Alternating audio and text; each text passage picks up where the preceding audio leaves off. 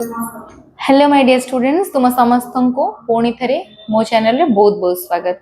आज क्लास रे आमे माने पढ़िबा श्रेणी नवम जीव विज्ञान रे चतुर्थ अध्याय ताको ही आमे माने कंटिन्यू करिबा। तो आमे माने पूर्वरु विभिन्न प्रकार गाई विषय रे मध्ये जानिथिले, सेमानकर खाद्य खास करिके गोखाद्य केते प्रकार ए सब पढ़िथिले और जानिथिले। तेबे आज आमे माने पढ़िबा गाई और मईंसी मानक ठारे देखा जाउथबा रोग गुड़िक कौन कौन। ठीक अच्छे, तो चलो आउ डेरी न करिके आरंभ करिबा आज क्लास टी को। आम माने तो अल्प अल्प पढ़ी पढ़ी जाउछे, तो चलो आरंभ करिबा। तो गाई मानक ठारे देखा जाउथबा साधारण रोग गुड़िक पिला माने गाई और मईंसी मानकर रोग मध्य दुई प्रकार। ठीक अच्छे, गोटे होची जेपरि कि अंत परजीवी मानक द्वारा से माने आक्रांत हुअंती, ताको छाड़ी कि आउ गोटे प्रकार अणुजीवी जोटा कि होचंती बाह्य परिजीवी, तो सेमानक द्वारा मध्य से माने आक्रांत होइथांती। तो जो अंत परजीवी गुड़िक रहिले एमाने गाय गोरु और मईंस मानकु किभଳି भाबे आक्रांत करथांती ना प्लीहा ज्वर, आंथ्राक्स, निमोनिया, फाटुआ एही प्रकार रोग सब होइथाय गाय मानकु। ठीक अछि, साधारणतः भाबे तुम माने जदि गाय मानक ठारे देखिबा को जिवो तेबे एही सब प्रकार रोग गुड़िक सेमानकु आक्रांत करिथांती। जो बाह्य परजीवी गुड़िक रहिले सेमानक द्वारा कोन हेइथाय, साधारणतः गाय मानकु विभिन्न प्रकार चर्म रोग होइथाय। तो एही भଳି भाबे जे भଳି मनीष और अन्य प्राणी माने रोगग्रस्त हुअंती, सेही भଳି गाय गोरु और मईंसी माने मध्ये विभिन्न रोग रे रोगाक्रांत हुअंती। तेबे ता भितरु ए जो अंत परजीवी और बाह्य परजीवी द्वारा गाई और मईंसी मानकु एही भଳି भाबरे रोग गुड़िक आक्रांत करथाय। ठीक अछि, तो कोन कोन रोग मु तुम मानकु जे भଳି कहिली प्लीहा ज्वर, आंथ्राक्स, निमोनिया, फाटुआ एही सब कहा द्वारा हेइथाय अंत परजीवी द्वारा। बाह्य परजीवी द्वारा कोन हेइथाय ना विभिन्न प्रकार चर्म रोग हेइथाय। एथि पई बा तार निराकरण पई कोन करा जिबा दरकार बा एथिरु गाय गोरु मानकु रक्षा करिया पई कोन करा जिबा दरकार ना गुहालर परिष्कार परिच्छन्नता रखिबा दरकार। सब बेले जो माने भी गाय गोरु को पालन करूचंती सेमानकु एटा ध्यान देबा दरकार जे गुहालर किपरि परिष्कार परिच्छन्नता रहिबो। ठीक समय रे उपयुक्त रोग प्रतिरोधक टीका, ठीक अच्छे, प्रतिषेधक टीका दबा दरकार गाय गोरु मानकु। तेबे एही सब जदि पूर्वरु दिया जाय थाए तेबे गाय गोरु मानकु एही भଳି प्रकार रोग गुड़िक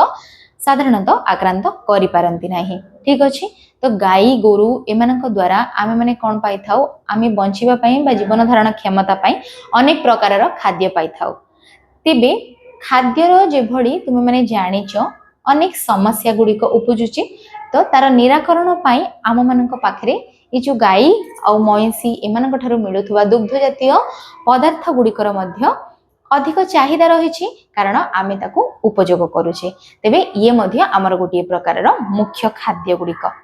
तेबे वर्तमान आमे माने जानिबा गाई गोरु मईंसी मानक ठारू कोन कोन दुग्ध जातीय पदार्थ गुड़िक आम मानकू मिले।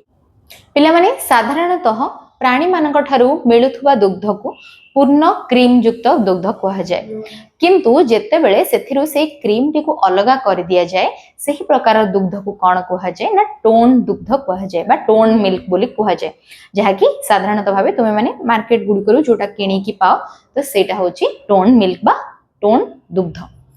तो एही सबरो प्रक्रिया मध्य आमे माने किछि किछि परिमाण रे जानि नबा। तेबे जेतिकी भी दुग्धजात पदार्थ गुड़िक रहिले ता भितरु क्रीम गुड़िक मध्य तुम माने व्यवहार करो, ताको छाड़ी कि दही, घोल दही, घिओ ए सबरो मध्य आमे माने व्यवहार करथाउ। तेबे प्रथमे आमे माने जानिबा क्रीम टा कोन आउ ताको किपरि भाबरे क्षीररु अलगा करा जाय। तेबे पिला माने दुग्ध को मंथन जते बेले करा जाय सेथिरु कोन बाहरी थाए ना क्रीम बाहरी थाए। तेबे एही क्रीम को जते बेले अलगा कर दिया जाए से जो दुग्धरु तो ताको आमे माने कोन कहू टोन दुग्ध तुम मानकु जेपरि कहिले। तेबे एहा द्वारा कोन हुए ना जो दुग्ध रे स्नेह सारर परिमाणटा थाए ताहा ऊपर को पळे आसी थाए। तेबे एहार जो तरल अंश को जते बेले निष्कासन कर दिया जाए बाकी जो बळका अंश गुड़िक रही जाए से जो स्नेह सारटा सेरा केते रु केते मात्रा रुहे ना 10 रु 70% सेथरे रुहे स्नेह सार। ठीक अछि, तो एही भଳି भाबरे एटा होची क्रीम रो प्रक्रिया जोथरे को क्रीम को अलगा करा जाए दुग्धरु। तापरे नेक्स्ट आसी गला दही। तेबे दही तुम माने जानि थिबो जते बेले क्षीरर फर्मेंटेशन हे जाए ताठू कोन बाहरे ना दही बा बीजाणु मानकर प्रतिक्रिया घटी कि कोन हुए ना दहीर साधारणतः सृष्टि होई थाए। तेबे ये जो बीजाणु मानकर प्रतिक्रिया हेतु ही कोन हुए ना दुग्धटी दही रे परिणत करा जाए। आउ तुम मैंने एहाकु मध्य खाद्य रूपे ग्रहण करिथाओ तेबे दहीर मध्य तुम शरीर पई अनेक उपकारिता रहिछि तेणु करी दही को मध्य आमे माने आम खाद्य रे व्यवहार करथाओ तेबे तुम मैंने एथिरे तो जानि पारुथबो गाय और मयसी मानक ठारू हमकु केते की मूल्यवान पदार्थ गुड़िक मिलुछि जहा कि होछि खाद्य पदार्थ गुड़िक आ गोटे प्रकार खाद्य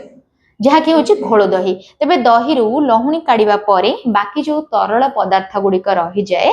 तो ताको कोन कहै जे ना घोल दही कहै जाए तो पिला माने ये रहितला केतेटा दुग्धजात पदार्थ गुड़िक आमे माने वर्तमान नेक्स्ट जानिबा आउ किछि दुग्धजात पदार्थ गुड़िक जहा कि आमे मानको गाय और महींसी माने ठारो साधारणतः भाबे मिली थाए पिला माने वर्तमान जानिबा क्षीर रु उत्पाद करा जाउतबा आउ किछि दुग्धजातीय पदार्थ को तेबे नेक्स्ट रहिला कोन ना घी तेबे घी कोन ना जेते बेडे लहुणी को गरम करा जाए साधारणतः तुम मानको जेपरि कहिली जो क्षीरटार ऊपर अंश को बाहर करिक जेतेबेले गरम करा जाए सेते बेले कोन होए ना सेथिरे थिबा जलीय अंश गुड़िक बाष्पीभूत होई थाए साधारण भाबे तापर कोन होए एवं 100% स्नेह सार ही रहि थाए बा जोटा को तुमे माने कोन कुह ना घियो बोली कुह तेबे घियो होउची स्नेह सार पूर्ण तेणु करी ताहा आम शरीर पई अनेक उपयोगी मध्य विभिन्न प्रकार रोग पई मध्य घियो को साधारण भाबे व्यवहार करा जाए तेबे नेक्स्ट रहिला घनीभूत दुग्ध तेबे घनीभूत दुग्ध कोन ना जेते बेले क्षीर सहित चीनी मिसेले भी चलिबो न मिसेले भी चलिबो तेबे ताकू मिसे के कोन करा जाए ना दुग्ध रु पानी अंश को अलगा करिके सांद्रता बा मोटा कर दिया जाए तेबे एथिरे कोन रुहे ना 31% कठिन दुग्ध सहित 9% स्नेह सारा थाए ठीक अछि तो ये मध्य होउची क्षीर रु बाहर थवा आउडी दुग्धजात पदार्थ नेक्स्ट जोटा होची गुंड दुग्ध तेबे साधारणतः भाबे अनेक लोक चा सहित क्षीर को न व्यवहार करिके गुंड दुग्ध को व्यवहार करथांती जहा को कि तुमे माने मिल्क पाउडर बोली कहि थाओ तेबे ये मध्य कोथिरो बाहरे ना ए जो गायरो क्षीर रु ही ताको बाहर कर दिया जाए तेबे एही जो दुग्धटा होची बा एहा होची दुग्धर गुंड अवस्था ठीक अछि पाउडर फॉर्म रे ये आसे तापर नेक्स्ट आसी जिवो छेना तेबे छेना को तो तुमे माने विभिन्न रूप रे खाइथिबो जेमति कि अनेक मिठा एथिरु तयारी हुए साधारणतः भाबे क्षीर रु प्रथमे छेना बाहर करा जाए तापरे कोन कर दिया जाए ना ताको विभिन्न मिठा प्रस्तुति रे मध्य व्यवहार करा जाए तेबे एहा हेउची दुग्ध पुष्टि सार युक्त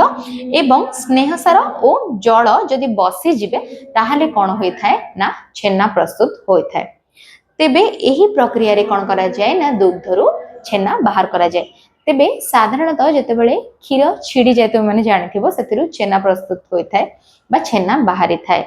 तेबे जदि आमे माने कहिबा जदि आपे आपे एहा हैला सेटा नेचुरल प्रोसेस रे हे थाए किंतु छेना को बाहर करिया पई मध्ये तार विभिन्न प्रकार प्रक्रिया रहिछि जोटा कि तुमे माने मार्केट रो जो छेनाटा किनि के आनो से गुडी को सेही प्रक्रिया रे बाहर करा जाय थाए ठीक अछि विभिन्न प्रकार रासायनिक प्रक्रिया द्वारा सेथिरे अनेक जिंस मिसा जाय थाए क्षीर रे तापरे सेथिरो छेना बाहर नेक्स्ट आसीबो तुमरो खुआ तेबे खुआ हेउछि जलीय अंश जदि बाष्पीभूत करिकी सेथिरे 70 रु 75 अंश कोन रहि जाए ना खाद्य पदार्थ रहि जाए तेबे ताको ही कोन कुहा जाए खुआ कुहा जाए आ खुआ को मध्य अनेक कार्य रे व्यवहार करा जाए ठीक अछि विभिन्न प्रकार खाद्य रे मध्य याको व्यवहार करा जाए तेबे पिला माने ये तो थिला किछि दुग्धजात पदार्थ जहा को कि आज तुम माने पूरा संपूर्ण भाबे पढिला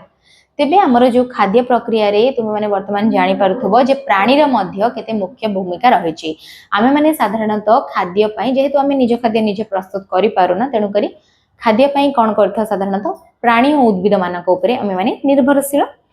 तेबे ता भितरु गाई और महींसी मानक उपरे आमे माने एही भली भाबरे निर्भरशील गाई मानक ठारो साधारणतः आम मानक एही जो दुग्धजात पदार्थ गुडी को मिली थाए आ एहार चाहिदा मध्य अनेक रहिछि तेबे पिला माने आज तुमे माने दुग्धजात पदार्थ विषय रे अनेक किछि जानिलो एही भली आमे माने खाद्य संपदर उन्नतिकरण रे नेक्स्ट क्लास रे आउरी विभिन्न प्रकार रे जो खाद्य गुडी को रहि जायछि जहा हम मानको प्राणी और उद्भिद मानक ठारो मिले साधारणतः आमे से सब को मध्ये पढिबा ओ जानिबा जदि आज रो क्लास टी तुम मानको भलो लागिला ताहाले चैनल को लाइक शेयर और सब्सक्राइब करिबा को जमारो मध्ये भूलिबानी।